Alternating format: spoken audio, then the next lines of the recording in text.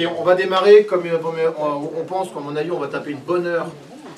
Le temps de faire la présentation avec Basile et si on veut faire un petit moment de questions à la fin, ce qui est toujours assez sympa et intéressant quand même, on va y aller. Pour assurer, si vous avez tous des contraintes pour reprendre une activité normale à 14 h, on va assurer ça. Donc, bonjour à tous, merci à tous d'être présents, aussi nombreux. Je me présente, Laurent Louchet, moi je suis le directeur du centre de service chez Proxia depuis 2 ans. Je vais co-animer, on va dire, hein, mais je laisserai bien plus souvent la parole à Basile. De temps en temps, on se coupera tous les deux, mais vous inquiétez pas, c'est normal. On va présenter à Basile. Le thème du jour, on peut le dire enfin, on n'est pas obligé de le dire jusqu'à aujourd'hui, mais clairement, ça veut bien dire faites vos putains de délits correctement.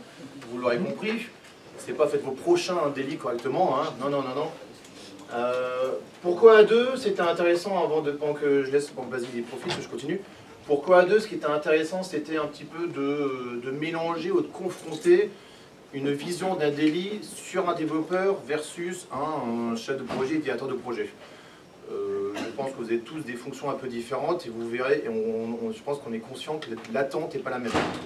Mon attente à moi n'est certainement pas la même que l'attente d'un développeur lors du délit. Mon attente à moi, j'ai pas les mêmes attentes et j'ai pas les mêmes besoins que peut avoir un développeur sur un délit. Bon, c'est ces points-là qu'on abordera. On viendra sur le tableau qu'on a mis là justement en termes d'exemple, on viendra faire un exemple, enfin, on vous montrera ce tableau en termes d'exemple. Donc voilà, donc c'est pour ça que de temps en temps, on viendra un peu, je compléterai quelques échanges avec Basile. Ça va bien se passer, hein, vous inquiétez pas. C'est pas le premier 2020 qu'on fait. Le premier avec celui-là. Le premier avec celui-là.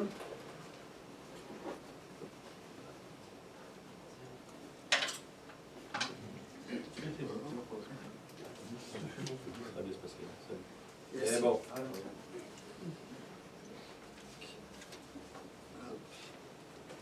Et voilà. Allez, je vais te présenter. Alors, du coup, moi j'ai une petite introduction. Faut que je tienne le micro ou... Ouais, ok, ça va être sympa. Du coup, mais voilà, merci d'être venu, comme disait Laurent. Moi de mon côté, j'avais envie de vous parler de jeux de société. Et plus précisément d'un jeu de cartes. Quand j'étais petit, avec mes parents, on jouait beaucoup au Uno. C'est un jeu qui est très bien pour les enfants parce qu'il y a assez peu de règles, elles sont assez facilement compréhensibles. Le but du jeu, c'est de jouer toutes ces cartes. Pour jouer une carte, il faut jouer soit le même chiffre, soit la même couleur que la carte précédente. Et il y a quelques cartes spéciales qui permettent de changer de sens, de changer de couleur ou de passer son tour. Et des cartes malus, les plus 2 et plus 4. Pour contrer un plus 2, c'est avec un autre plus 2 ou un plus 4. Pour contrer un plus 4, c'est forcément avec un autre plus 4. Donc voilà, il y a assez peu de règles, elles sont assez claires et du coup pour un enfant c'est parfait.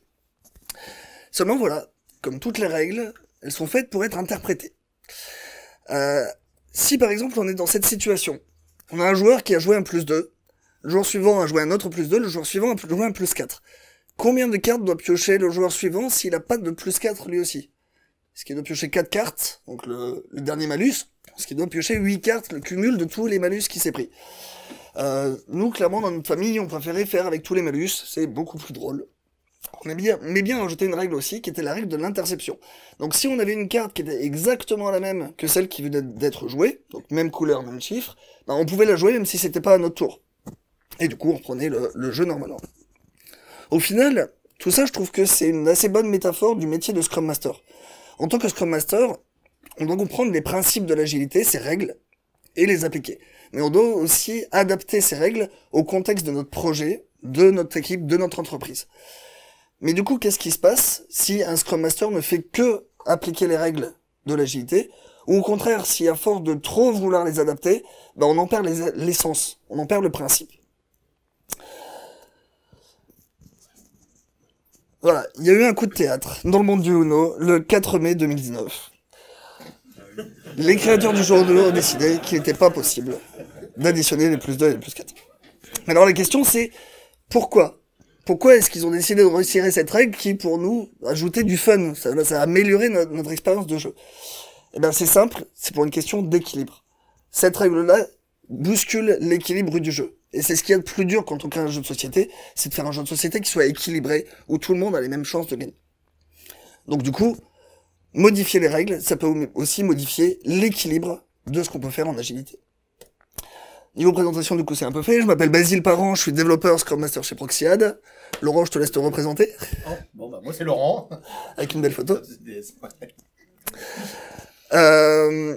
Petite précision, comme vous le voyez, je suis malentendant, donc j'aurai un petit peu plus de mal à réagir en direct aux questions. Donc ce que je vous propose, c'est de faire la session de questions-réponses à la fin, si ça va à tout le monde. Il n'y a pas d'inconvénient. Parfait. Du coup, aujourd'hui, on vous propose un petit retour d'expérience sur les dérives auxquelles on a pu assister autour des rituels agiles, que ce soit le daily meeting ou les autres rituels, et puis comment on a pu s'en sortir ou comment on aurait dû s'en sortir. Et puis vous donner quelques tips pour pouvoir enfin faire nos putains de daily correctement. Alors, pourquoi j'ai choisi ce titre? Vous vous en doutez, ça vient un peu d'un cri du cœur. C'est une réflexion que je me suis faite un matin. J'étais en daily meeting, on était environ 25 personnes. C'était une grosse équipe. On avait 2 chefs de projet et une grosse vingtaine de développeurs. Et personne ne s'écoutait parler. Voilà. Pendant le daily meeting, on regardait nos pieds. Voilà, on faisait passer le temps, on regardait notre portable. Quand c'était à nous de parler, on se réveillait, on faisait nos 3 questions, et puis après on se rendormait jusqu'à la fin du daily meeting.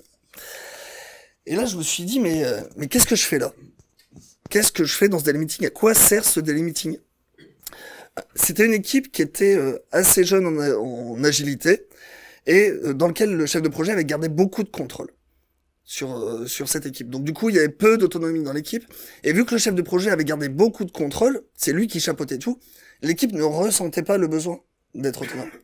Au final, on était tombé dans ce que moi j'appelle le daily reporting. Le seul objectif du daily meeting, c'était de faire notre reporting quotidien au chef de projet. Je comprends ce besoin de reporting du chef de projet. C'est là-dessus qu'on les anime. Alors, on leur demande à eux-mêmes du reporting, donc c'est normal qu'ils en aient besoin. Mais, par pitié, ne perturbez pas les daily meetings par ce besoin de reporting. Il y a plein de façons de prendre du reporting au cours de la journée ou au cours du daily meeting, mais il faut pas que ça perturbe le but même du daily meeting qui est de s'auto-organiser. Le daily reporting, c'est la meilleure manière de faire perdre du temps et de l'autonomie à toute l'équipe. Savoir reconnaître qu'on est atteint de cette maladie, c'est relativement simple. Je viens de vous en décrire plus ou moins les symptômes, mais vous vous en doutez, ça se fait pas du jour au lendemain. Généralement, on part d'une équipe qui est motivée, qui est pleine de bons principes. Elle a été formée par un coach agile ou un Scrum Master qui leur a dit, voilà, votre daily meeting, vous le faites face au tableau et puis vous déplacez vos tickets. Seulement, il arrive à un moment donné, soit parce que on n'a pas bien compris à quoi servait le tableau au final, soit pour d'autres raisons, on finit par arriver dans la situation que je vous décrivais, à savoir tout le monde tourner vers le chef de projet. Quand je dis chef de projet, ça peut être un PO, c'est toute figure d'autorité, quelle qu'elle soit, que j'ai représenté en rouge ici. Qu'est-ce qui fait qu'on peut arriver à ce genre de situation et à se désintéresser du tableau? Ça peut être par exemple parce que l'équipe est cloisonnée. Donc cloisonnée soit en profil back et front, soit même cloisonnée à sa user story. Voilà. Moi, tout ce qui m'intéresse, c'est ce que je suis en train de faire, ma user story. Ce que font les autres, ça m'intéresse pas. Et du coup, la seule personne qui est commune à toutes ces équipes, c'est le chef de projet, donc je vais m'adresser à lui. Ça peut être parce que notre figure d'autorité prend trop de place. Elle prend trop de place parce que elle va venir relancer les développeurs pendant le daily meeting, leur poser plein de questions. Et du coup, vu qu'elle va être hyper active pendant le daily meeting, on va naturellement s'adresser à elle puisqu'elle a plein de questions, donc on va chercher à répondre à ces questions. Et puis ça peut être aussi tout simplement pour des vieilles habitudes. Voilà, on n'a pas bien compris à quoi servait le tableau, donc on se raccroche à ce qu'on connaît, d'accord, à savoir faire notre reporting au chef de projet. Ça peut être des raisons aussi un peu plus subtiles. Par exemple, si c'est notre figure d'autorité qui provoque le daily meeting. C'est elle qui, tous les matins, à 9h30, rassemble tous les développeurs et leur dit, voilà, maintenant on fait le daily meeting. Seulement, voilà, notre figure d'autorité, généralement, c'est une personne avec des responsabilités, c'est un chef. Du coup, un chef, ça a des réunions, souvent. Et du coup, c'est pas forcément toujours disponible à 9h30. Et puis, dans ces cas-là, le daily meeting, on le fait à 10h, 10h30. Ou des fois, on le fait pas, quand le chef de projet est pas dispo de la journée. Et ça renforce l'idée qu'il y a une personne qui est plus importante que les autres dans le daily meeting. Et à partir de ce moment-là, vu qu'il y a une personne qui est plus importante que les autres, on s'adresse à cette personne-là, naturellement. J'ai vécu des situations où ça allait même encore plus loin, et on commençait à faire le daily en cercle, et puis le tableau, c'est sympa, on bouge les tickets, mais ça sert pas à grand chose de plus. Généralement, ça se termine comme ça. ou carrément on fait plus du tout attention au tableau et on se concentre que sur le chef de projet. Ce genre de transformation, moi j'appelle ça une inversion complète des pôles magnétiques. À l'échelle de la Terre, ça prend à peu près 300 000 ans, ça se fait à peu près tous les 300 000 ans et ça prend quelques milliers d'années. À l'échelle d'une équipe, en quelques semaines, ça peut être fait. La bonne nouvelle, c'est qu'on peut très facilement déjouer cette situation. Généralement, il suffit juste d'un petit rappel des règles. Voilà, le Scrum Master qui dit attention les gars, on est en train de perdre le focus sur le tableau, faut qu'on se remette dans les rails. Généralement, il en faut pas beaucoup plus pour qu'on revienne à la situation initiale. Mais est-ce que vous voyez pas un problème dans ce schéma? Ouais, exactement. C'est si on prend pas attention à casser les connexions intermédiaires, ben on est condamné à faire ce cercle vicieux encore et encore. J'ai vécu des situations où on a fait plusieurs tours de boucle avant de se décider à prendre une décision un peu plus impactante que juste faire un petit rappel à l'ordre, attention, il faut s'occuper du tableau. Le chef de projet, en soi, n'a rien à attendre du daily meeting. Le daily meeting, c'est un rituel qui est fait pour l'équipe. Donc il n'a rien à attendre de cette réunion. Donc du coup, on l'a sorti. On lui a pas interdit de venir, bien évidemment. Mais il est passé du statut de membre actif du daily meeting à un membre passif, donc spectateur, et surtout facultatif. S'il n'est pas dispo pour le daily meeting, on fait le daily meeting sans lui. Il n'y a pas nécessité pour le... Elle me dit que je crie assez fort. D'accord. Il n'y a pas nécessité pour le chef de projet, le pilote, d'être présent au daily meeting. Si le chef de projet se dit « je veux être présent », c'est soit parce qu'il n'a pas confiance, soit parce qu'il ne sait pas ce qui se passe, soit parce qu'il se pose les mauvaises questions. Il suffit normalement, il y a le tableau, Basile parle du tableau, on l'a là, il suffit au chef de projet de regarder le tableau pour juste avoir la conscience de l'activité. Exactement. Moi, quand je viens sur le CDS, le CDS là, il est piloté par un chef de projet, je regarde le tableau, j'ai la vision, à un instant T, du tableau de ce qui se passe. On a ce tableau-là en place, comme ça on peut le prendre en exemple, le voir en exemple. On a ce tableau-là, il existe différents un tableau, c'est ce qu'on a dans le visual management, c'est ce qu'on peut faire dans le lean management. Il y a plusieurs versions de tableaux, il y a le Kanban, etc., etc. On a décidé, nous, de mettre ce qu'on appelle un bis-semainier. Donc c'est très simple, un bis-semainier, j'ai 2 semaines, j'ai 10 jours.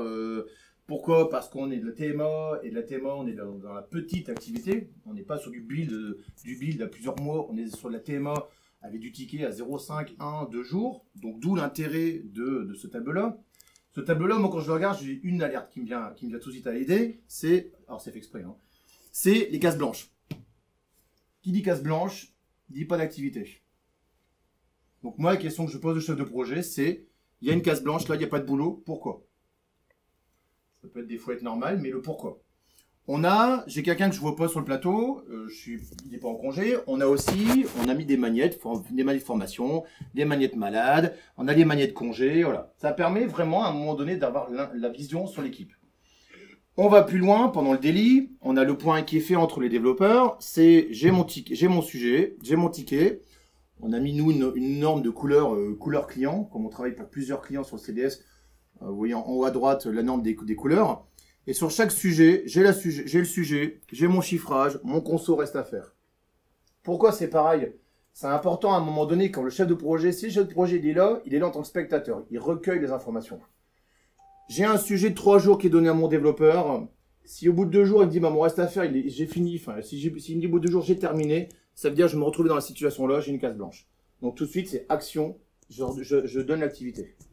D'accord? Ça permet d'avoir de la visibilité. Demain, j'ai un client qui m'appelle, qui me demande est-ce que tu peux prendre telle activité, est-ce que tu peux prendre ce ticket-là en urgence? Je regarde mon tableau, le chef de projet regarde le tableau, prend, qu'est-ce que je peux mettre dessus, comment je regarde, et puis je peux planifier l'activité. On a ce petit point en plus qu'on appelle le mood, ou l'humeur. C'est quelque chose qui se fait pas souvent, et pourtant c'est hyper important. C'est hyper important l'humeur dans le daily. Pourquoi? Ça permet à un moment donné de savoir quand l'équipe va bien. Quand j'ai quelqu'un ici qui est en orange, je le revois 1 jour orange, 2 jours orange, le 3e, je commence à m'inquiéter. Qu'est-ce qui se passe? Et quand l'humeur est rouge, c'est pas parce que le LOSC il a perdu hier soir. D'accord? C'est vraiment parce que j'ai un problème. Et si j'ai un problème, pourquoi? Humeur rouge égale action.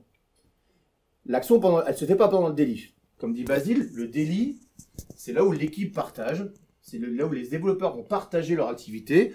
C'est là, pour moi, c'est là où ils vont partager les problèmes. Tiens, j'ai un problème, j'arrive pas à tester ça, j'arrive pas à développer ça. Ah, bien évidemment, on n'attend pas le daily pour sauver le problème, on est d'accord. Mais néanmoins, le daily peut aussi servir pour sauver le problème. Et comme c'est un instant d'équipe, de dire, ah bah tiens, si tu veux, moi je suis dispo, je peux venir t'aider. Ah bah tiens, moi j'ai déjà fait ça la semaine dernière, je peux venir te le montrer. C'est ça aussi, ça, un daily. Parce que pendant le daily, quand vous êtes dans une équipe, à un moment donné, ce que fait Dominique et ce que font Guillaume, je travaille pas pour le même client, je travaille pas sur le même ticket. Je vais pas dire je m'en fous ce que tu fais, mais à un moment donné, voilà. Donc c'est pour ça qu'il faut être synthétique. D'accord? Mais néanmoins, ça peut être le moment où on va partager. L'humeur, c'est quelque chose qui est super important. Parce qu'à un moment donné, moi, quand je regarde le tableau, je vois que l'équipe elle est toute en verte. Bon, j'en ai un ici qui est en orange, je sais pourquoi. Mais quand je vois toute ma équipe est en verte, ça veut dire que j'ai une équipe qui est heureuse, qui est bien, qui travaille correctement et que tout se passe bien. D'accord? Alors, du coup, des façons de faire des tableaux, il y en a une infinité. L'idée, comme tu disais, c'est que, en tant que chef de projet, si vous ne comprenez pas le tableau, si en regardant le tableau, vous savez pas où en est votre équipe, challengez votre équipe. Voilà, vous travaillez avec votre équipe pour faire quelque chose qui soit parlant pour tout. Une autre situation un peu similaire à celle que je décrivais, sur laquelle je suis tombé sur une équipe distribuée. Donc pareil, encore une fois, on était une grosse équipe d'à peu près 25 personnes qui étaient réparties sur plusieurs sites. De mémoire, c'était Lille, Toulouse, Maroc, plus 2 chefs de projet qui étaient sur Paris. Et tous les matins, à 10h, on faisait un daily meeting avec tout le monde, donc par téléphone. Et les 25 personnes passaient à tour de rôle pour faire leurs 3 questions. Alors, c'est pas que ça m'intéresse de savoir, c'est pas que ça m'intéresse pas de savoir ce que fait Charles à Toulouse aujourd'hui, mais j'ai pas besoin de ça au quotidien pour m'animer, pour savoir comment va mon projet, qu'est-ce que je vais faire pour travailler aujourd'hui. On était sur un périmètre applicatif commun, mais sur des projets différents, avec des échéances différentes, un contexte fonctionnel différent. Donc, c'est hyper intéressant de savoir ce que font les autres équipes. Mais j'ai posé la question, est-ce que c'est nécessaire de savoir ce que individuellement chaque personne font? J'ai posé la question. Et on m'a répondu oui. Ah oui, pour moi c'est important de savoir ce que chaque personne fait. La personne qui m'a répondu oui, c'était un chef. C'était une figure d'autorité. Mais du coup, ça a quand même amené une réflexion. Et de se dire, est-ce que ce format-là, c'est bien adapté? Et puis du coup, à l'issue de cette réflexion, on est arrivé à une solution hybride qui est plutôt efficace selon moi, qui est toute simple. Mais simplement 15 minutes avant notre daily commun, chaque équipe locale va faire son daily meeting. Et du coup, ça a été vachement plus efficace puisque chaque équipe a pu se concentrer sur son projet, sur son sprint, sur son objectif. Et du coup, les daily meetings ont été beaucoup plus constructifs à partir du moment où on a fait ça. Une fois qu'on a fait notre daily meeting de 15 minutes en local, on s'appelle, on choisit un responsable par équipe, par entité, et on fait un résumé de ce qui se passe dans l'équipe. Et du coup, on se tient au courant de ce qui se passe dans notre périmètre applicatif, de comment vivent les autres projets, sans passer du temps à savoir ce que chaque personne a fait. Du coup, ce point-là, il durait 5 minutes. Ça nous permettait d'avoir une vision de tout ce qui se passe. Et au final, les chefs avaient de leur reporting. Puisqu'ils se sont aperçus qu'ils n'avaient pas besoin de savoir ce que chaque personne faisait, mais comment leur équipe avançait. Pour faire du reporting de chef de projet, ce qui est hyper efficace, c'est les KPI. Voilà. C'est d'avoir un tableau de KPI. Voilà un exemple de tableau de KPI auquel j'ai pu être confronté. Pour la petite anecdote, ce tableau, je l'ai découvert un lundi matin en arrivant sur un projet. Je terminais une autre mission le vendredi soir, j'arrive le lundi matin et sur le tableau, j'ai ce genre d'indicateur. L'avantage, c'est que on voit tout de suite quelle est la santé du projet. Là, on voit qu'en semaine 51, on n'était pas terrible, et puis depuis, on est franchement pas bon. Au milieu, on a une sorte de... Alors, c'est pas tout à fait un burn chart, mais on a un diagramme avec des barres, avec des chiffres. Je sais plus exactement à quoi ça correspondait, mais en tout cas, on voit que c'est bien rouge. Ce genre d'indicateur et ce genre de situation, c'est ce qui doit vous driver au daily. D'accord? C'est vous devez réagir et vous dire, merde, là, on est dans le rouge, qu'est-ce qui fait qu'on est dans le rouge, et surtout, comment on peut faire pour repasser dans le vert? Ce jour-là, on a fait le daily meeting complètement normalement. Chacun a fait ses 3 questions et on est reparti bosser. L'avantage, c'est que quelques jours plus tard, les problèmes d'indicateurs étaient réglés. La feuille avait disparu. Je vous le cache pas, c'est pas la meilleure façon de gérer des indicateurs dans le rouge. Si vous ne tenez pas compte de vos indicateurs, c'est inutile de les afficher. L'indicateur le plus connu dans le monde de l'agilité, c'est le burn down chart. Burn down chart, c'est très très facile. On a une diagonale qui représente notre estimé, et sur la courbe bleue, on a notre réalisé qui évolue au fur et à mesure du temps. Donc ça, c'est un burn down idéal. Notre courbe de réalisé suit à peu près l'estimate, un petit peu en dessous, un petit peu en dessous, mais globalement, on est bon. Autant dire que on n'a pas toujours ce genre de burn down. Souvent, je rencontre ce genre de cas. Le bon gros burn down escalier. Moi, c'est ce que j'appelle le demoralizing burn down. C'est hyper démotivant, ce genre de choses. Pourquoi? Parce qu'on démarre notre sprint. On a fait un sprint planning, on s'est engagé sur des choses, on est hyper motivé. On commence à bosser, et il se passe rien. Il se passe rien, notre courbe, elle est plate. Pourquoi elle est plate? Parce que on n'a pas encore réussi à passer des user story à done, donc forcément, tant que c'est pas done, c'est pas terminé, donc la courbe, elle reste plate. Bon, à un moment donné, on arrive quand même à sortir des trucs, et là, notre courbe, elle drop d'un seul coup. C'est ce qui nous fait notre marche d'escalier. Ça drop d'un seul coup, parce qu'on a sorti plein de trucs. Donc là, on souffle un petit peu, on retrouve à peu près notre estimate, en tout cas, on est beaucoup plus confiant, mais derrière, ça reprend. Ça reprend, il se passe rien. Il se passe rien, mais il se passe rien pendant longtemps. Là, on a notre sprint qui avance, on voit la date de fin de sprint qui se rapproche, et pourtant la courbe qui est désespérément droite. Et ça, pour l'équipe, c'est assez difficile à vivre. Parce que on bosse dur, justement, pour réussir à atteindre notre objectif, mais notre courbe est complètement droite. Et on se dit, on va terminer l'objectif, on n'aura rien fini. Là, au final, dans mon exemple, on a une deuxième période où on arrive à sortir des trucs, mais comme la courbe continue d'être droite derrière, on termine assez loin de notre estimate. Pour la petite anecdote, ça c'est une photo que j'ai prise il y a quelques jours sur le projet juste à côté, donc c'est vraiment une situation que je rencontre régulièrement. Qu'est-ce qui fait qu'on arrive à ce genre de situation? Il peut y avoir plusieurs cas de figure. Le plus évident, des user stories qui sont trop grosses.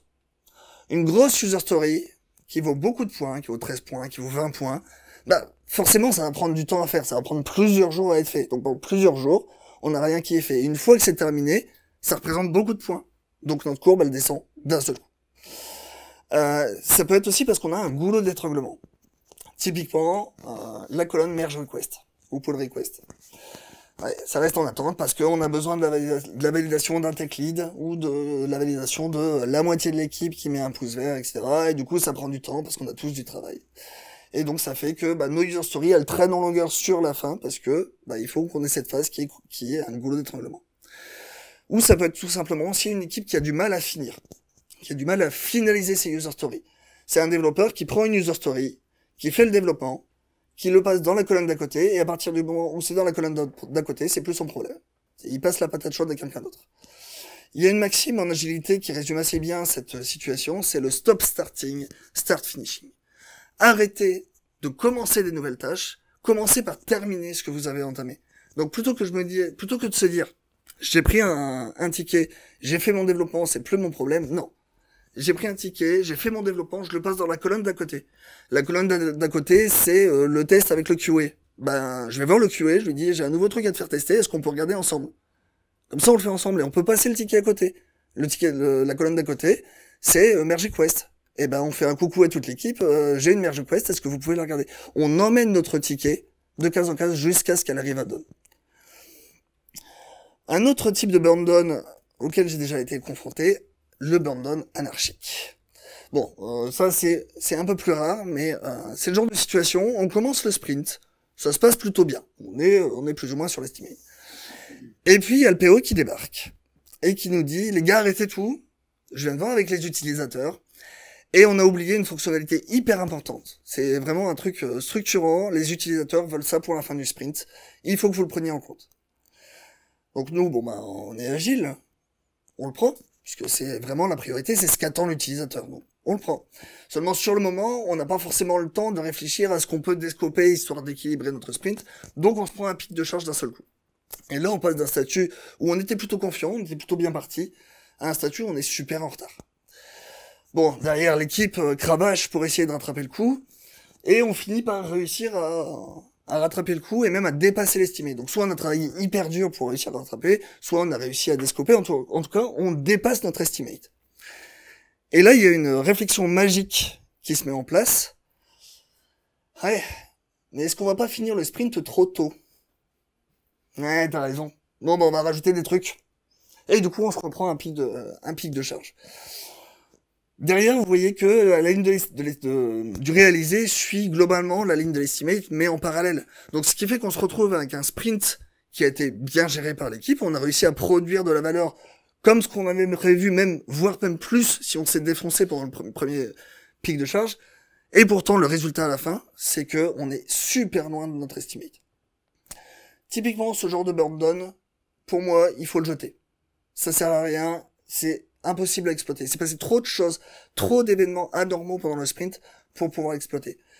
C'est pareil, si vous voulez garder vos burn down pour comparer vos sprints, ça vous dira pas grand chose de comment s'est réellement passé le sprint. Là, ça vous dira que il s'est passé des choses anormales pendant le sprint, mais globalement, c'est pas très exploitable. Donc, vous le jetez et vous reprenez le burn down au prochain sprint. Les KPI, c'est quelque chose de très puissant. C'est un outil puissant. Mais un grand pouvoir implique de grandes responsabilités. Du coup, je vais vous proposer quelques règles complètement arbitraires pour choisir vos KPI. Première chose, les KPI doivent être parlants et doivent être parlants pour tout le monde. Le petit graphique en rouge avec un diagramme de barres et puis des chiffres et puis une courbe, etc. Je me rappelle plus à quoi ça servait et je me demande même si à l'époque je savais à quoi il servait et à quoi correspondaient les chiffres. Si c'est pas parlant pour votre équipe, il y a aucune chance qu'ils sachent comment agir dessus. Ils doivent être lisibles aussi. Si vous avez un tableau avec plein de KPI et que vous mettez 10 minutes à les déchiffrer, vous n'allez pas le faire. Vous n'allez pas le faire, c'est crevant de devoir déchiffrer ça pour savoir si on est bien ou pas. Non, faites quelque chose de simple, de concis, de lisible en un coup d'œil. Avoir le courage d'en tenir compte. C'est ce que je disais tout à l'heure. Vous avez des KPI qui sont en rouge, ne les ignorez pas. Les mettez pas sous le tapis. Non. Prenez-les en compte et dites-vous, bon bah voilà, qu'est-ce que je dois faire pour les faire passer au vert. Le dernier, bon, c'est un peu plus utopique peut-être comme point, mais faites choisir vos KPI par l'équipe, ou en tout cas construisez-les avec l'équipe. Si vous voulez animer votre équipe autour de ces KPI, ça sera beaucoup plus parlant pour eux, beaucoup plus motivant s'ils ont participé à la réalisation de ceci. Le daily meeting, c'est un événement qui est récurrent et qui nous permet de communiquer. J'ai tendance à dire que... On va rajouter un truc oui. sur le précédent. De ma part, les KPI, c'est ce que je disais à Basile, devaient être utiles. Ce que disait Basile, hein. C'est bien d'afficher des graphes, des chiffres, des têtes en rouge et tout ça, mais il faut qu'ils soient utiles. Utile pour le chef de projet, j'ai envie de dire oui et non, parce que lui, de toute façon, il les sort toutes les semaines ou tous les mois, quand il fait ses comités, il va les sortir, ces KPI. Donc ils seront utiles pour lui, parce que lui, il va être challengé par le client, qui lui va lui demander quand est-ce que tu me livres mon sprint, quand est-ce que tu respectes des indicateurs. Afficher des KPI, il faut que ce soit utile pour l'équipe. Parce que si, soit c'est pour les démotiver, ce que tu disais précédemment, donc il ne faut pas spécialement les démotiver, au contraire, il faut les challenger. Si j'affiche des KPI, il faut qu'ils soient motivants pour l'équipe. Il faut qu'ils soient challengeants pour l'équipe. C'est ça. S'ils les choisissent eux-mêmes, du coup, bah, voilà. Ça sera motivant pour eux. Quels sont les KPI qui vont vous intéresser? Quels sont les KPI qui vont intéresser mon équipe, mes équipes, pour dire, tiens, qu'est-ce qui vous intéresse que j'affiche? Mais d'ailleurs, si je l'affiche, c'est que ça sert à quelque chose. Et que quand j'affiche des KPI, j'affiche le KPI du mois M et du mois M-1. Pour se dire, on a évolué, ou attention, on a régressé, on a baissé. Globalement, la tendance de ce qui se passe. C'est ça. Donc il faut donner une tendance. Parce que c'est bien de dire, semaine X, je suis en perte, mais par rapport à la semaine d'avant, je suis comment? J'ai réduit ma perte ou je l'ai augmenté la perte? Donc il faut qu'il soit utile. Les KPI, on parle au daily meeting, attention, une fois de plus, je pense que tu vas en revenir après, le daily meeting, c'est pas le moment où on fait le plan d'action des KPI. Le daily meeting reste le daily meeting. Néanmoins, il y a quand même un moment donné où j'affiche des KPI, il peut y avoir un instant où si mes KPI sont mensuels, et ce jour-là, le daily meeting, je l'augmente de 5 ou 10 minutes, ou du timing nécessaire, et je dis, là, on fait des meetings, et après, on fait un focus sur les KPI.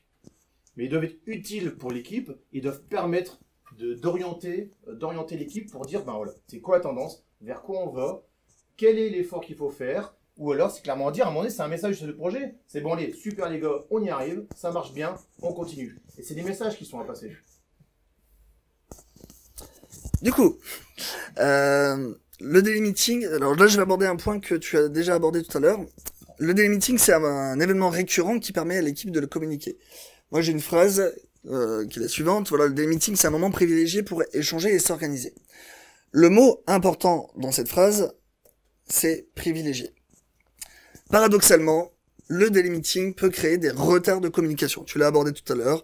Le développeur qui arrive au daily meeting et qui dit, bon bah voilà, je suis resté bloqué toute la journée sur tel problème. Est-ce qu'il y a quelqu'un qui peut m'aider? Pourquoi est-ce que tu es resté bloqué toute la journée? Pourquoi est-ce que t'es pas venu nous voir avant? On bosse tous au même endroit. Tu nous fais un coucou, tu nous envoies un message sur Slack, peu importe. Pourquoi est-ce que tu as attendu le daily meeting? Donc, c'est un peu un paradoxe puisque le daily meeting est là pour s'auto-organiser et pourtant, on attend le daily meeting pour pouvoir parler. C'est une situation qui peut s'expliquer. Voilà, on est la tête dans le guidon, on est sur un algorithme super complexe, on bosse vraiment dur pour réussir à faire ça.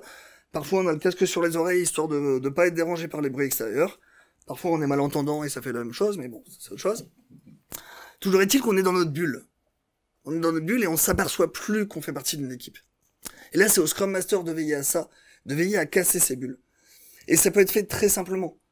Un truc tout bête, prenez des cafés avec votre équipe. Je vais vous donner des solutions, la plupart sont des trucs hyper simples, et vous allez vous dire, bon, il n'a pas inventé l'eau chaude. Mais c'est souvent les choses les plus simples qui sont les plus efficaces. Prenez un café avec votre équipe. Pourquoi? Parce que ça permet à un moment donné de décoller le nez de l'écran et de recoller avec les humains avec qui on travaille. Ça permet de créer de la cohésion d'équipe. Une autre bonne pratique qui est hyper efficace en termes de cohésion d'équipe, c'est le pair programming, ou si vous avez l'occasion, encore mieux, le mob programming. Pour ceux qui connaissent pas le mob programming, c'est le même principe que le pair programming, mais appliqué à toute l'équipe. On fout toute l'équipe dans une salle avec un clavier et un écran, et tout le monde planche sur le même sujet. Niveau cohésion d'équipe, c'est super, parce qu'on est vraiment tous physiquement dans la même galère. On doit tous résoudre ce problème-là. Et niveau taf, c'est super efficace, parce qu'on est N cerveau à réfléchir à un problème plutôt qu'un seul. Donc du coup, on a un travail qui est beaucoup plus qualitatif. On n'a pas besoin de faire de merge request, puisque toute l'équipe a déjà revu le code. Et puis le lendemain matin, on n'a pas besoin de dire ce qu'on a fait la veille, puisqu'on a tous bossé ensemble la veille. Savoir ce qu'on a fait la veille. Moi, il y a quelque chose qui me chagrine un peu là-dedans. Les daily meetings, généralement, ils sont articulés autour des 3 questions du Scrum Guide. C'est l'immense majorité des cas. Donc, qu'est-ce que j'ai fait hier? Qu'est-ce que je vais faire aujourd'hui? Qu'est-ce que j'ai comme point de blocage? Seulement, comme je disais dans ma première partie, les 2 premières questions sont souvent vues comme des questions de reporting. Qu'est-ce que j'ai fait hier pour justifier mon salaire? Qu'est-ce que je vais faire aujourd'hui pour justifier mon salaire? Alors que non, c'est pas le sens de ces questions-là. Qu'est-ce que j'ai fait hier pour faire avancer le backlog, pour faire avancer mon produit, pour avancer dans mon sprint? Qu'est-ce que je vais faire aujourd'hui pour faire avancer mon backlog? D'ailleurs, il y a le Scrum Guide qui a été modifié depuis quelques versions pour reformuler ces phrases dans ce sens-là. Le dernier point peut aussi poser problème. Est-ce que j'ai des points de blocage? Moi, je distingue 2 cas de figure. Soit c'est un point de blocage qui est toujours en cours. Voilà, j'ai un problème avec mon mapping Hibernate, ça me retourne pas les bons objets, je comprends pas. Est-ce qu'il y a quelqu'un qui peut venir m'aider? Pour moi, il n'y a pas besoin de développer plus que ça. En tant que Scrum Master, j'ai tendance à couper court très rapidement dès que ça commence à parler de technique. Pourquoi? Parce que je n'ai jamais connu un problème technique qui concernait tous les membres de l'équipe. Que ce soit parce qu'on a des profils différents, des profils back, des profils front, et auquel cas, un problème d'Hibernate, le front, il peut pas y faire grand-chose, ou parce qu'on a une QA dans l'équipe, ou pour tout un tas de raisons, je n'ai jamais connu un problème technique qui concernait tous les membres de l'équipe. Donc, si on a besoin d'en discuter, on le fait après le daily meeting, on se rejoint après le daily meeting. Deuxième cas de figure, j'ai eu un problème hier, et j'ai réussi à le résoudre. Dans ce cas-là, j'ai envie de dire, on n'a peut-être même pas besoin d'en parler. T'as réussi à résoudre ton problème d'hier, donc tu n'as plus de problème. Et comme la première question, c'est pas du reporting, et de devoir justifier que tu as travaillé hier, ok, t'as eu un point de blocage, mais du coup, t'es plus bloqué, donc tu peux bosser aujourd'hui. On n'est pas là pour justifier de ce qu'on a fait. Faut pas oublier que ces 3 questions, c'est pas le fond du daily meeting, c'est sa forme. Et comme toutes les formes, on peut le changer. Il y a Jean-Pierre Lambert, qui est un Scrum Master parisien qui tient une chaîne YouTube qui s'appelle Scrum Life, que je vous encourage à regarder.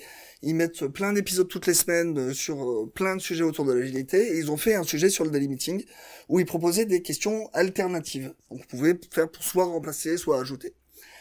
Est-ce que j'ai des tâches à ajouter à mon backlog? Est-ce que mon travail d'hier m'a amené des nouvelles problématiques qui font que on a des nouvelles choses à ajouter dans le backlog? Est-ce que j'ai quelque chose à transmettre à l'équipe? Voilà, j'ai fait une formation de 2 jours sur telle technologie. Je pense que ça pourrait résoudre notre problème là-dessus. Donc, si vous voulez, on en parle après, et puis je vous présente le truc. Et puis ça peut être des choses aussi qui n'ont pas de rapport avec le boulot. Bon bah voilà, je vous annonce que dans 3 mois, je vais me marier. C'est tout con, hein, mais ça permet là aussi de créer une cohésion d'équipe. On n'est pas obligé d'en parler pendant 10 heures du mariage pendant le daily meeting, mais ça permet de partager un événement important qui permet aussi de mieux connaître les personnes avec qui on travaille. Moi, il y a une question que j'aime beaucoup, je la pose quasiment à tous les daily meetings. Quelle est la santé du sprint? Est-ce que vous pensez que l'objectif est toujours réalisable à l'heure d'aujourd'hui? Pourquoi je la trouve hyper intéressante? Parce que c'est une question qui se base pas sur l'individu. Qu'est-ce que j'ai fait hier? Qu'est-ce que je vais faire aujourd'hui? Mais quel est notre ressenti par rapport au projet, par rapport à l'équipe? Et est-ce qu'on va réussir à atteindre notre objectif? Jean-Pierre Lambert proposait du coup de faire les 3 questions classiques mais de manière itérative. Donc tout le monde fait qu'est-ce que j'ai fait hier, tout le monde fait qu'est-ce que je vais faire aujourd'hui. Ce qui permet là aussi de se concentrer sur qu'est-ce que l'équipe a fait hier. On bouge les tickets, on voit où on en est, et à partir de là, on décide ce que l'équipe fait aujourd'hui. Le daily meeting, c'est un rituel qui doit être vivant. Donc essayez de faire vos daily meetings autrement. Est-ce que vous avez déjà vécu ce genre de situation où vous arrivez au daily meeting le lundi matin à 9h et pas moyen de vous rappeler ce que vous avez fait le vendredi? Vous avez eu un bon week-end qui était bien reposant, mais du coup, le lundi matin, pour reconnecter les neurones, c'est un peu difficile. Et en daily meeting, ça vous galérez à savoir ce que vous avez fait. Ça, ou alors, vous aviez un truc hyper important à dire au daily meeting, et vous vous en rappelez 10 minutes après. Donc, comme on disait, c'est pas grave. Voilà, vous faites coucou à l'équipe, j'ai quelque chose à vous dire, et vous partagez, ou vous envoyez un message sur Slack, ou peu importe. C'est pas grave. Mais c'est dommage, puisque le daily meeting, ça aurait été un bon moment, justement, tout le monde était là, tout le monde était attentif, pour partager ça. Pourquoi ne pas songer à changer l'horaire du daily meeting? Pourquoi forcément faire notre daily meeting de 9h à 10h? Pourquoi ne pas réfléchir à faire notre daily meeting à 14h? Ou même à 17h? Si on fait à ces horaires-là, on est déjà vachement plus dans notre journée de boulot. On a déjà passé une journée ou une demi-journée. On sait parfaitement où on en est dans le travail et on sait parfaitement ce qu'il nous reste à faire pour la suite. Quand j'évoque cette solution-là, généralement, il y a les traits qui se tirent un peu sur le visage. Ouais, je suis pas convaincu. Ce qu'on m'a dit une fois, c'est que pour la personne, le daily meeting à 9h, c'était son petit rituel du matin, sa routine du matin. Il arrive, il prend son café, il dépile ses mails, on fait le daily meeting tous ensemble, et du coup le daily meeting, c'est le kick-off de la journée, et il peut entamer sa journée. Je peux le comprendre, c'est sa routine du matin. A contrario, est-ce que vous avez pas déjà eu un collègue qui est pas du matin, qui arrive pile poil pour l'heure du daily meeting, ou des fois un petit peu en retard pour peu qu'il y ait une panne de métro ou des bouchons? Pour cette personne-là, le daily meeting, c'est vécu comme un stress. C'est le stress de est-ce que je vais être à l'heure au daily meeting? Est-ce que je vais me rappeler de ce que j'ai fait la veille? Est-ce qu'ils vont pas s'apercevoir que je viens de me lever et d'enfiler des fringues? Donc, je dis pas qu'il faut forcément changer l'horaire. Ce que je vous dis, c'est faites sauter ce tabou du daily meeting qui est forcément le matin de 9 à 10. Non, c'est pas une obligation. Réfléchissez, est-ce que c'est la meilleure solution pour votre équipe? Est-ce qu'il vaudrait pas mieux changer l'horaire? J'ai un de mes meilleurs amis qui est Scrum Master. Pour lui, le meilleur horaire pour le daily meeting, c'est 11h30. À 11h30, vous êtes sûr que tout le monde sera à l'heure et que tout le monde sera efficace dans son daily meeting pour qu'il fasse 15 minutes. Parce que tout le monde a envie d'aller bouffer. Donc je trouve ça assez pertinent comme réflexion. Il y a Alexandre Kouache, qui est un Scrum Master parisien, qui partageait sur Twitter il y a quelques temps sa façon à lui de faire le daily meeting. Il faisait avec des post-it.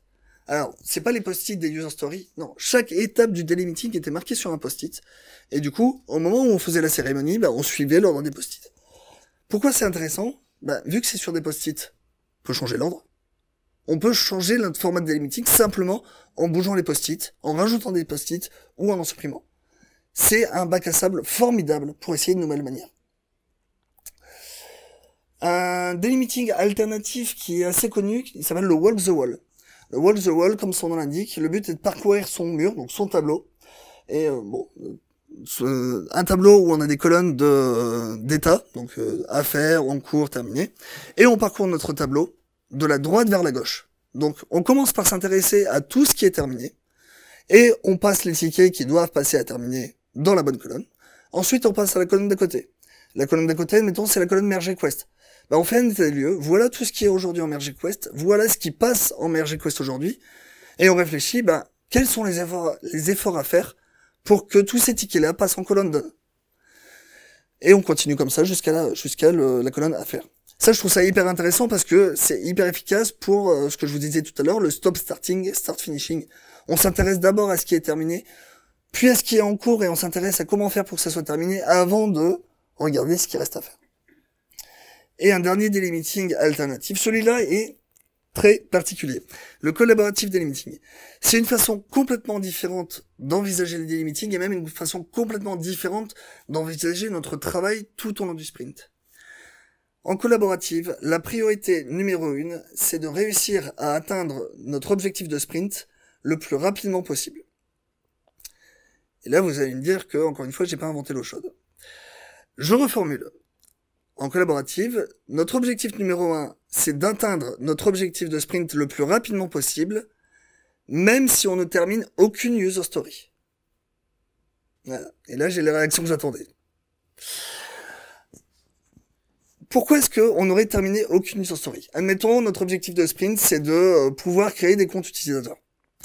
Eh ben, on va faire tout ce qu'il faut pour que cette fonctionnalité soit livrable, soit testable par le PO, le testeur, n'importe qui, le plus rapidement possible, même si ça ne nous fait pas finir nos user stories. Pourquoi est-ce qu'on ne terminerait pas nos user stories alors qu'on a livré l'incrément?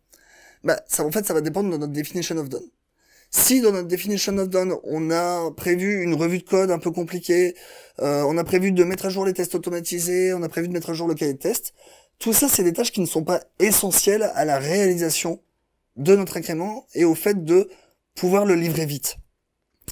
Le gros avantage, c'est que ça permet de réduire au maximum notre boucle de feedback. On va livrer très très vite l'incrément, il va pouvoir être testé très très vite et avoir le retour très très vite. L'inconvénient, c'est que on peut se retrouver aussi avec des user stories qu'on a du mal à terminer. Parce qu'on doit revenir dessus après et que voilà, les tests automatisés, ça devient plus dur à faire. Donc c'est l'inconvénient. Mais par contre, je trouve que c'est hyper intéressant d'avoir cette vision-là. Parce que pour moi, dans un daily meeting, on doit se focaliser avant tout sur le travail rempli et surtout sur notre objectif de sprint. Ce qui doit driver notre daily, c'est notre objectif de sprint. Où est-ce qu'on se situe par rapport à lui? Est-ce qu'il est atteignable? Cet objectif de sprint, il est décidé en sprint planning. Et trop souvent, je l'ai vu relégué au second plan. C'est-à-dire qu'on fait notre planning, on sélectionne des tâches qu'on met dans notre backlog de sprint. Une fois qu'on a fait tout notre planning, on se dit, voilà, maintenant, quel est notre objectif? Là, on a pris les user stories A, B et C. Le problème, c'est que elles ont pas beaucoup de rapport entre elles, donc du coup, l'objectif, ça va être de toutes les finir. C'est pas très parlant comme objectif, c'est pas très concret. C'est ce qu'on va faire dans tous les sprints, essayer de finir tout ce qu'on a pris en charge. Choisissez un objectif qui est concret. Si vous voulez maximiser la valeur de votre sprint planning, commencez par choisir votre objectif de sprint. Mon objectif de sprint, c'est que on puisse créer un profil utilisateur. À partir de là, vous regardez votre backlog et vous sélectionnez les user stories qui vont permettre de l'atteindre. Et ça, même si c'est pas les user stories les plus prioritaires dans votre product backlog. Votre product backlog, il est généralement organisé en priorité absolue. Dans l'absolu, cette user story-là est plus importante. Seulement, là, on a choisi un objectif, et on va choisir toutes les tâches qui réfèrent cet objectif, qui nous permettent de l'atteindre, même si c'est pas en top priorité dans notre backlog absolu. Allez pas chercher ce qu'il y a tout en bas, la couleur du bouton ou pas non plus. Mais ne tenez pas compte dans un premier temps de votre priorisation absolue. Une fois que vous avez embarqué toutes les user stories qui vous permettent d'atteindre votre objectif, là vous pouvez commencer à dépiler votre sprint, votre product backlog par ordre de priorité. Reste à savoir, comment est-ce que j'ai encore la capacité de prendre des choses en charge? Une fois que j'ai pris tous mes user stories, est-ce que j'ai la capacité de pouvoir prendre d'autres user stories de mon backlog? Pour ça, on passe généralement par des estimations. Les estimations, la manière la plus connue de le faire, c'est le poker planning. Le poker planning, à la base, il a été inventé pour réduire au maximum la durée qu'on va passer à faire une estimation. Le travail de produire une estimation, c'est du travail qui n'apporte rien à notre produit final. Une fois qu'on a fait notre estimation, notre produit, il n'a pas avancé. Donc, ça fait du sens de chercher à minimiser au maximum cette durée. Et c'est ce qu'essaye de faire le poker planning. Le poker planning, c'est des valeurs relatives, donc soit des points d'effort, soit des tailles de t-shirt, soit toute autre méthode relative qui nous permette d'estimer une tâche. Pour se détacher du jour homme, pour plein de raisons. Parce que le jour homme, c'est chronophage, c'est trop assimilaire de l'engagement, plein de raisons qui fait qu'on veut se détacher du jour homme.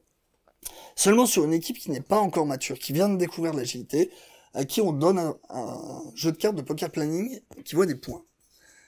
Bah, vous leur cassez leurs repères. C'est compliqué pour eux de se représenter qu'est-ce que c'est 3 points, qu'est-ce que c'est 5 points. Donc, mécaniquement, ils vont chercher à se référer à ce que eux connaissent, à savoir les jours hommes.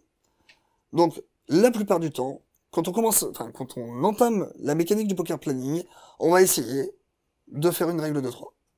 De se dire, ben voilà, 3 jours c'est telle tâche. Ouais, pour moi c'est à peu près un jour, donc 3 points c'est un jour. Ok, donc 5 points, du coup ça fait à peu près 2 jours. Du coup 8 points, ça fait à peu près 3 jours. Et du coup ils se reconstruisent leur référentiel par rapport à ça. J'ai pas besoin de vous convaincre que c'est une mauvaise chose, puisqu'il n'y a aucune corrélation entre le nombre de jours et les points de complexité, c'est pas fait pour ça. Généralement, les développeurs arrivent à accepter cette notion relative assez facilement. Il faut un petit peu de temps, il faut un petit peu pratiquer, mais à force de pratiquer, à force de répéter que les points sont relatifs et ne sont des repères que entre eux, 5, c'est plus gros que 3. C'est tout ce qu'on a besoin de savoir. C'est pas à peu près 2 fois plus gros, non, c'est juste plus gros que 3. On n'a pas besoin d'en savoir plus. À force de pratiquer ça, généralement, les développeurs finissent par s'y faire, et se prêter au jeu, et à abandonner la notion de jour homme. Ça marche plutôt bien. Par contre, moi, la règle de 3, dans le cas du poker planning, j'ai tendance à l'appeler la règle de 3. C'est insidieux. Ça revient, même si on s'y attend pas. Et je suis persuadé que beaucoup d'entre vous ont déjà fait un chiffrage en jour homme, sans même s'en apercevoir, et en utilisant le poker planning. Comment est-ce qu'on arrive à ce genre de situation? Vous faites votre planning, et votre vélocité moyenne est de 60 points. Et du coup, vous prenez des user stories, jusqu'à arriver à vos 60 points. Si vous faites ça, arrêtez de vous voiler la face, vous faites du jour homme. Pourquoi? Votre durée de planning, votre durée de sprint est fixe, c'est 2 semaines, donc 10 jours de travail. Vous avez décidé que votre vélocité, c'était un repère fixe, 60 points. Du coup, dans ce contexte, 6 points, c'est un jour. C'est pas plus compliqué que ça. Si vous voulez rendre votre sprint planning plus efficace au niveau de l'engagement que vous pouvez en tirer, ce que je vous conseille, dans un premier temps, vous effacez les estimations. Voilà, vous les planquez, vous les regardez pas. Vous choisissez vos user stories selon l'ordre que je vous ai donné tout à l'heure, donc d'abord l'objectif, puis le product backlog. Et à chaque user story, vous allez ajouter dans votre sprint backlog, vous vous posez la question, est-ce que je suis en capacité, est-ce que l'équipe est en capacité de prendre une user story supplémentaire? Tant que vous répondez oui, vous prenez une user story supplémentaire. Voilà, j'ai pris une user story, cette user story c'est ça, est-ce que je suis capable d'en prendre une en plus? Et vous continuez jusqu'à ce que vous vous disiez, bon non là je pense que l'équipe est full pour l'ensemble du sprint. Là vous pouvez réafficher les estimations et voir si vous êtes cohérent par rapport à votre vélocité. Votre vélocité est de 60 points, et en planning, vous avez estimé que là vous pouviez prendre 50 points. N'allez pas chercher les 10 points qui restent. Vous aviez estimé en votre âme et conscience que selon ces user stories là, vous pouviez prendre que ce bloc là pour le sprint. Ça fait 50 points. Et c'est pas grave. Ne cherchez pas absolument à coller à votre vélocité. Il y a toutes les chances que les 10 points que vous avez rajoutés là, vous les retrouviez à la fin du sprint en non terminé. D'accord? Un sous-ensemble de user story qui vaut 60 points ne fera pas la même durée qu'un autre sous-ensemble qui fait 60 points. On est sur du relatif. Là où par contre ça peut vous lever une alerte, si jamais vous vous apercevez à la fin que vous avez pris que 20 points, ou au contraire 150.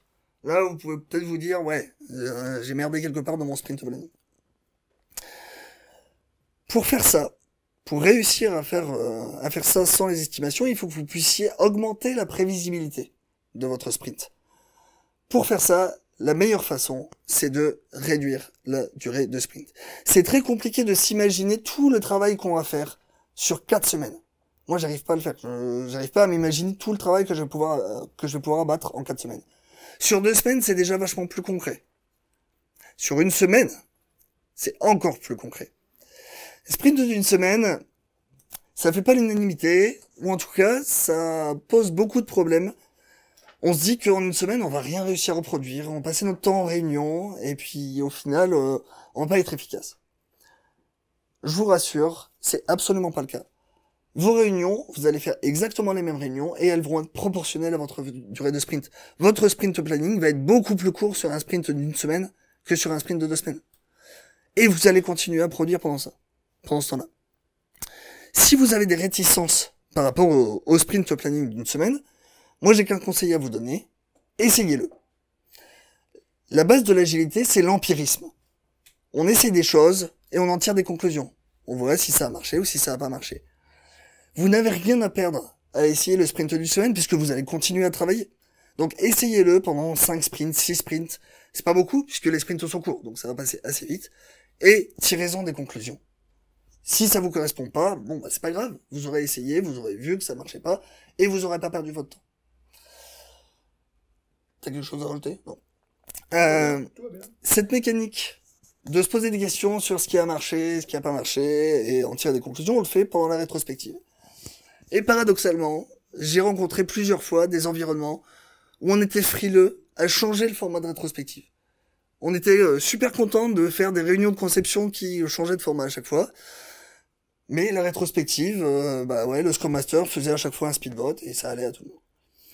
Des formats de rétrospective, il en existe des centaines.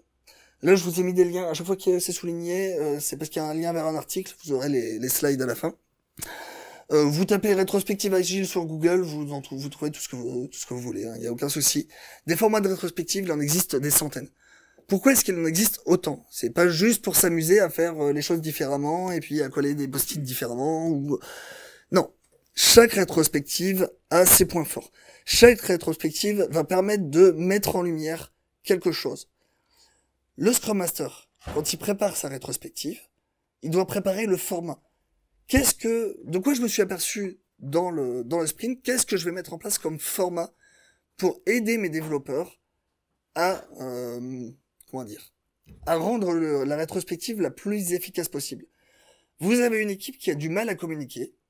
Choisissez un format de rétrospective qui va les forcer à communiquer, qui va les forcer à s'ouvrir aux autres et à s'apercevoir que on bosse tous ensemble. Pourquoi depuis tout à l'heure, je vous incite à changer les formats. Changer le format du daily meeting, changer le format de la rétrospective. Même le sprint planning, on pourrait l'imaginer le faire autrement, par exemple sur un format by a feature. Pourquoi est-ce que je vous encourage à changer tout le temps? Parce que si on fait tout le temps la même chose, on s'emmerde. On a un métier qui est fondamentalement créatif. Tous les jours, on va créer des nouvelles solutions, des choses qui n'existent pas, pour des problèmes différents. Si on ne se force pas à se renouveler, à être créatif, c'est beaucoup plus difficile d'être innovant. Si on n'est pas créatif, c'est beaucoup plus difficile de trouver des nouvelles manières de s'améliorer. Il n'y a aucun framework agile qui va vous donner la clé pour tous vos problèmes, qui va vous donner la solution parfaite qui est parfaitement adaptée à votre équipe tout le temps. L'agilité, c'est l'empirisme. Essayez des nouvelles choses. Essayez, tirez-en des conclusions. Du coup, on s'est prêté à cet exercice avec ma famille, et puis on a essayé un peu toutes les règles de Uno qui existaient. Et on en a tiré des conclusions. Et on est arrivé à la conclusion que finalement, les règles qu'on avait adoptées par nous-mêmes, donc la règle du cumul des malus et la règle de l'interception, c'est celle qui nous correspondait le mieux, c'est celle qui nous apportait le plus de fun pendant le jeu. Et au final, c'est ça le but d'un jeu. Je vous remercie de m'avoir écouté.